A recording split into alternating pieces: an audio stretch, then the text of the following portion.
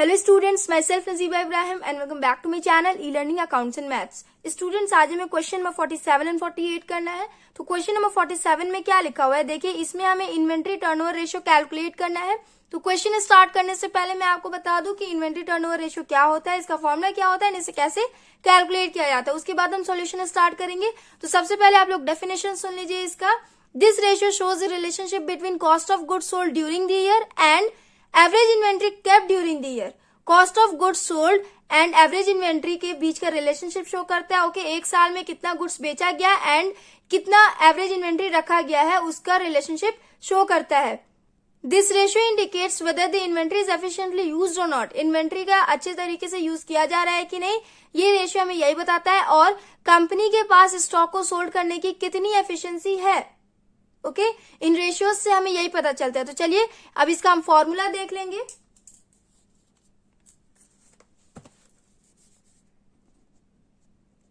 Inventory turnover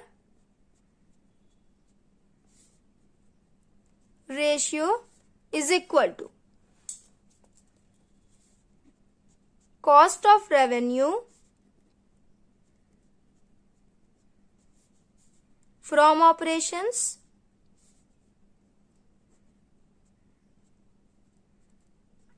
इसे हम cost of goods sold भी कहते हैं। Okay, cost of revenue from operations upon average inventory.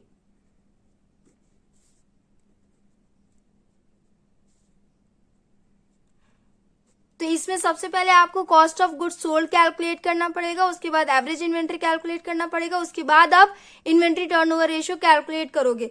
तो सबसे पहले हम कॉस्ट ऑफ रेवेन्यू, देखिए यहाँ पे cost of revenue from operation लिखा हुआ है ना, cost of revenue from operations. मैंने आपको बताया इसे हम कॉस्ट ऑफ गुड्स सोल्ड भी कहते हैं।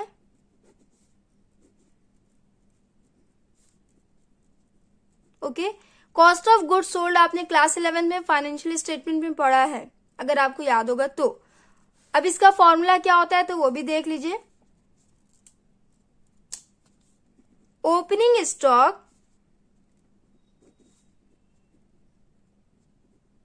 Plus purchase plus wages plus carriage inward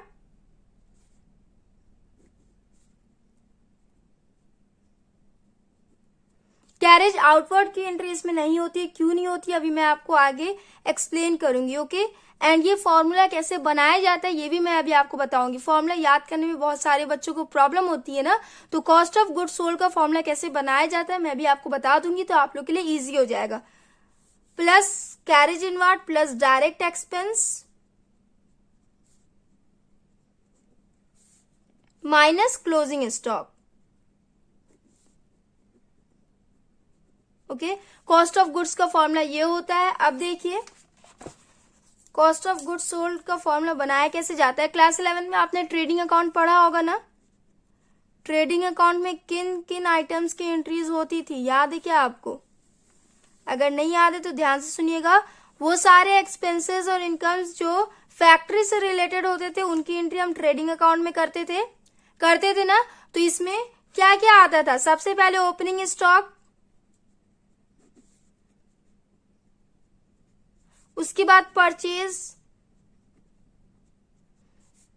अगर परचेज रिटर्न दिया होता था तो उसे हम परचेज में से लेस कर देते थे। उसके बाद वेजेस की एंट्री हम यहां करते थे एंड सैलरीज की एंट्री हम प्रॉफिट एंड लॉस अकाउंट में करते थे। क्यों? क्योंकि वेजेस फैक्ट्री के वर्कर्स को दिया जाता है एंड सैलरी एम्प्लॉयज को दिया जाता है, ऑफिस एम्प्लॉयज को। तो ऑफिस से रिलेटेड सारे इनकम्स एंड एक्सपेंसेस हम प्रॉफिट एंड लॉस अकाउंट में करते थे। तो यहाँ पे फैक्ट्री से रिलेटेड करते हैं ना, तो इसलिए वेजेस की एंट्री हम यहां करेंगे। और carriage inward,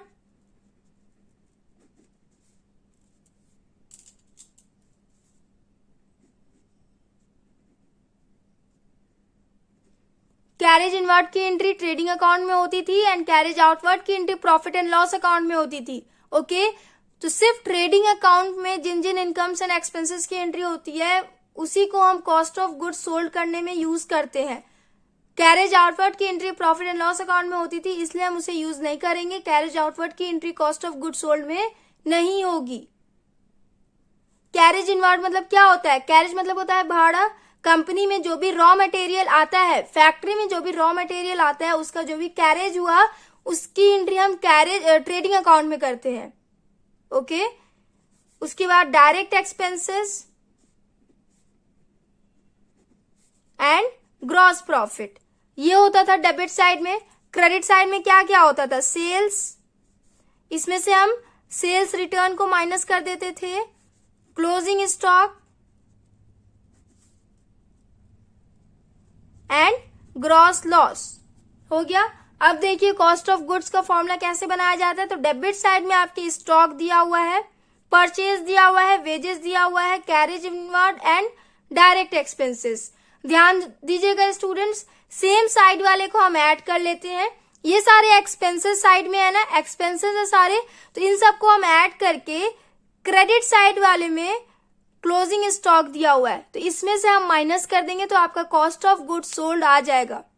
okay first formula ये जो मैंने आपको यहाँ पे बता रखा है, opening stock plus purchase plus wages plus carriage inward plus direct expense minus closing stock, ये सारे सेम साइड में है इसलिए इन सबको हम ऐड कर देंगे, उसमें से क्लोजिंग स्टॉक को माइनस कर देंगे क्योंकि ये क्रेडिट साइड में है, ऑपोजिट साइड में, इसलिए इसको हम माइनस कर देंगे तो आ जाएगा आपका कॉस्ट ऑफ गुड सोल्ड।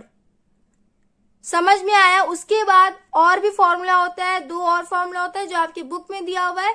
उस फॉर्मूला को कैसे बनाया जाता है देखिए, अगर आपके क्वेश्चन में opening stock, purchase, wages, carriage और डायरेक्ट एक्सपेंस गिवन ना हो, सिर्फ ग्रॉस प्रॉफिट दिया हो एंड सेल्स दिया हो, ओके सिर्फ ग्रॉस प्रॉफिट दिया हो और सेल्स दिया हो, तो इससे हम कॉस्ट ऑफ गुड्स कैसे कैलकुलेट करेंगे देखिए, यहां पे मैं फॉर्मूला भी लिख दूंगी साथ साथ। सेकेंड फॉर्मूला, सेल्स है क्रेडिट साइड में एंड ग्रॉस प्रॉफिट है डेबिट साइड में, ऑपोजिट साइड में है ना, तो सेल्स में से ग्रॉस प्रॉफिट को हम माइनस कर देते हैं, ऑपोजिट साइड में है इसलिए सेल्स माइनस ग्रॉस प्रॉफिट, ये हो गया। उसके बाद एक और फॉर्मूला, अगर आपके क्वेश्चन में सेल्स दिया हो एंड ग्रॉस लॉस दिया हो तो हम कॉस्ट ऑफ गुड्स कैसे कैलकुलेट करेंगे, तो इन दोनों को हम ऐड कर देंगे, दोनों सेम साइड में है, दोनों क्रेडिट बैलेंस है इसलिए दोनों को हम ऐड कर देंगे तो आपका एक और फॉर्मूला बन जाएगा सेल्स प्लस ग्रॉस लॉस, हो गया। कॉस्ट ऑफ गुड्स सोल्ड का फॉर्मूला आपको समझ में आया, अब आपको याद करने में प्रॉब्लम नहीं होगी। कॉस्ट ऑफ गुड्स सोल्ड का फॉर्मूला हमने पढ़ लिया। अब एवरेज इन्वेंट्री देख लेते हैं, एवरेज इन्वेंट्री का फॉर्मूला क्या होता है, उसके बाद हम सॉल्यूशन स्टार्ट करेंगे।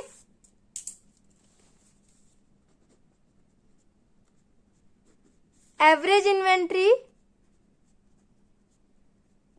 Is equal to opening stock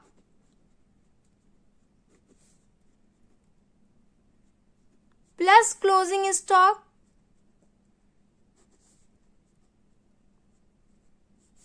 upon 2। Okay opening stock and closing stock दोनों को ऐड करके 2 से डिवाइड कर देंगे तो आपका एवरेज इन्वेंट्री आ जाएगा। स्टूडेंट्स अगर आप लोग को नहीं मालूम होगा तो इन्वेंट्री को ही स्टॉक कहा जाता है। ओके तो दोनों को हम ऐड करके 2 से डिवाइड कर देंगे तो आपका एवरेज इन्वेंट्री आ जाएगा। इन्वेंट्री टर्नओवर का फॉर्मूला आपको समझ में आया? इन्वेंट्री टर्नओवर का फॉर्मूला होता है cost of goods sold upon average inventory. अब हम सॉल्यूशन स्टार्ट करें तो चलिए क्वेश्चन नंबर 47 करेंगे। Calculate inventory turnover ratio from the following, opening inventory, closing inventory मतलब opening stock and closing stock, okay purchase, revenue from operation, sales दिया हुआ है, okay revenue from operation return, sales return, sales दिया हुआ है, sales return दिया हुआ है, परचेज दिया हुआ है, closing stock and opening stock. इससे हम cost of goods sold calculate करेंगे। Cost of goods sold is equal to, अगर आप फॉर्मूले में सेल्स का यूज करेंगे तो उसके लिए आपको ग्रॉस प्रॉफिट और ग्रॉस लॉस चाहिए। जो कि आपके क्वेश्चन में गिवन नहीं है। आपके क्वेश्चन में ओपनिंग स्टॉक दिया हुआ है, परचेज दिया हुआ है एंड क्लोजिंग स्टॉक दिया हुआ है। तो ओपनिंग स्टॉक में परचेज को ऐड करेंगे माइनस क्लोजिंग स्टॉक करेंगे तो आपका कॉस्ट ऑफ गुड्स सोल्ड आ जाएगा। ओके, सेल्स का यूज नहीं करेंगे हम। ओपनिंग स्टॉक दिया हुआ है 92,400 प्लस परचेज 2,75,200। अगर यहाँ पे परचेज रिटर्न गिवन होता तो इसमें से हम माइनस कर देते। And closing stock 67,600। इसे कैलकुलेट करिए। 94,400 प्लस 2,75,200 माइनस 67,600, ये हो जाएगा 3 लाख। उसके बाद हम एवरेज इन्वेंट्री कैलकुलेट कर लेंगे।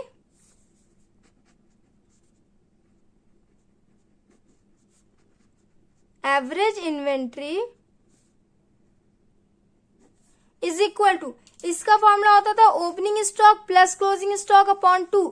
तो ओपनिंग स्टॉक कितना है 92,400 प्लस क्लोजिंग स्टॉक कितना है 67,600 upon 2।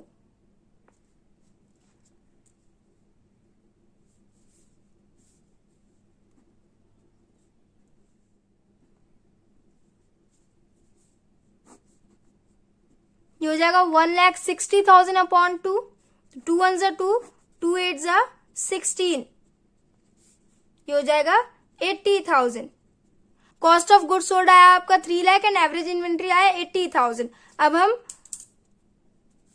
Inventory turnover ratio calculate कर लेंगे। Inventory turnover ratio is equal to 3 lakh divided by 80,000। इसे कैलकुलेट करिए, ये हो जाएगा 3 लाख डिवाइडेड बाई 80,000 3.75। और यहाँ पे हम आंसर के साथ टाइम्स को ऐड करते हैं। एवरेज इन्वेंट्री रेशियो टाइम्स में हम इंडिकेट करते हैं। Okay, 3.75 times. आंसर चेक कर लेंगे। इन्वेंट्री टर्नओवर रेशियो 3.75 टाइम्स हो गया। अब क्वेश्चन नंबर 48 करेंगे। Calculate inventory turnover ratio from the following. Purchase return outward. Return outward किसे कहते हैं, परचेज रिटर्न को या सेल्स रिटर्न को। हमने कोई भी गुड्स परचेज किया तो हमारे पास आया, फैक्ट्री में सामान आया, उसके बाद अगर हम उसे रिटर्न करेंगे तो वो फैक्ट्री से बाहर जा रहा है, तो रिटर्न आउटवर्ड को हम परचेज रिटर्न कहते हैं। Okay, carriage inward, carriage outward, wages, salaries, rent, opening inventory and closing inventory. तो कॉस्ट ऑफ गुड्स सोल्ड पहले कैलकुलेट करेंगे, उसके बाद एवरेज इन्वेंट्री कैलकुलेट करेंगे, उसके बाद इन्वेंट्री टर्नओवर रेशियो कैलकुलेट करेंगे। Question number 48, cost of goods sold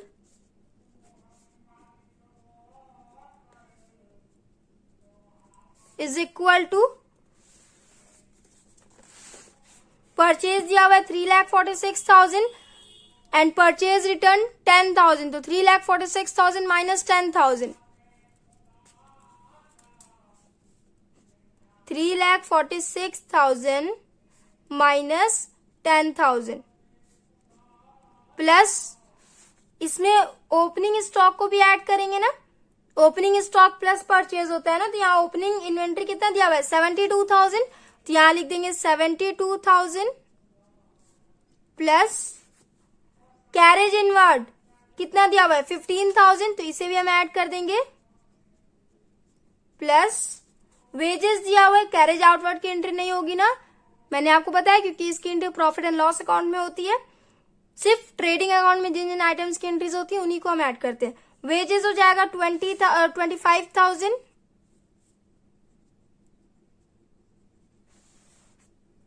salaries की एंट्री होगी नहीं, रेंट की एंट्री होगी नहीं, ओके, क्योंकि प्रॉफिट एंड लॉस में इसकी एंट्री होती है। क्लोजिंग स्टॉक को माइनस कर देंगे, minus 88,000।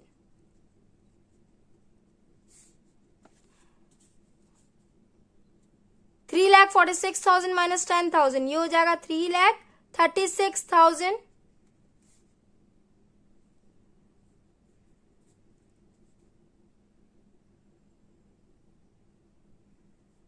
Plus 72,000 plus 15,000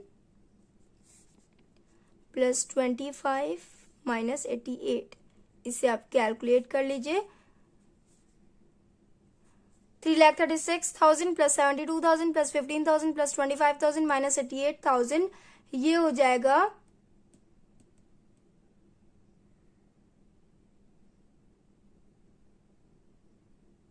3,60,000। Cost of goods sold आया 3,60,000। उसके बाद हम एवरेज इन्वेंट्री कैलकुलेट कर लेंगे।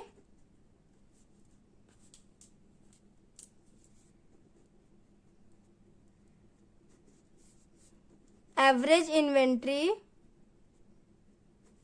Is equal to opening stock plus closing stock upon 2। Opening stock दिया हुआ है 72,000 प्लस क्लोजिंग स्टॉक 88,000 अपॉन 2।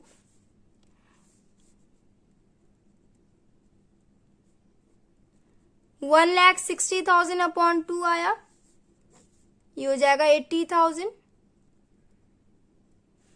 अब हम इन्वेंट्री टर्नओवर रेशियो कैलकुलेट कर लेंगे। इन्वेंट्री टर्नओवर रेशियो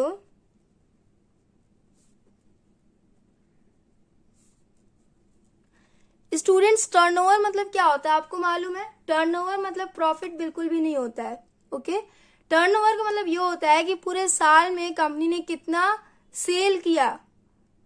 कंपनी के पास 1 लाख का गुड्स है, टोटल 1 लाख का गुड्स है, एंड पूरे साल में कंपनी ने उन सबको 2 लाख में बेचा, तो साल का टर्नओवर 2 लाख होगा। ओके, प्रॉफिट 2 लाख नहीं होगा, टर्नओवर होगा। प्रॉफिट कितना होगा? प्रॉफिट 1 लाख होगा। 1 लाख के गुड्स को कंपनी ने 2 लाख में बेचा, तो प्रॉफिट हो जाएगा 1 लाख एंड टर्नओवर होगा 2 लाख। ओके, तो उसे ही हम टर्नओवर, टोटल सेल्स को हम टर्नओवर कहते हैं। ठीक, तो inventory turnover ratio is equal to cost of goods sold. Cost of goods sold आया था 3,60,000 अपॉन एवरेज इन्वेंट्री आया था 80,000। इसे कैलकुलेट करिए, ये हो जाएगा 4.5 टाइम्स। आंसर आया हमारा inventory turnover ratio 4.5 times. Question number 47 and 48 हमने कंप्लीट कर लिया। नेक्स्ट वीडियो में हम नेक्स्ट क्वेश्चन करेंगे। So if you like video then please like share comment and do subscribe my channel. Thanks for watching.